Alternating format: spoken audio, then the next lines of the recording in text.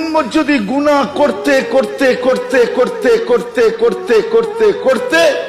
কোন পর্বে নিজে সিদ্ধান্ত নিয়ে ফেলে যে আমি বুঝি জাহান্নামী, তারপরে যদি মাথায় হাত দিয়া বসা পড়ে একটা আহ বলে, আহ কি হায়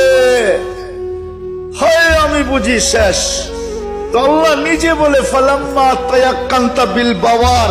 ওয়া যানানতা আন্নাকা মিন আহলিন নার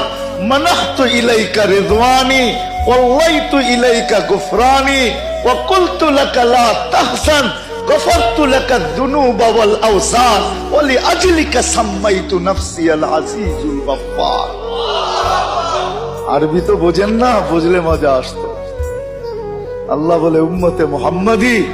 যদি তুই এই সিদ্ধান্তে পৌঁছলি তুই জাহান্নামে চলে গেলি,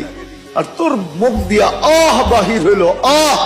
তো আমি রেজার ছুটা ইসা রেজার চাদর দিয়া তোকে ঢাইকা দেই,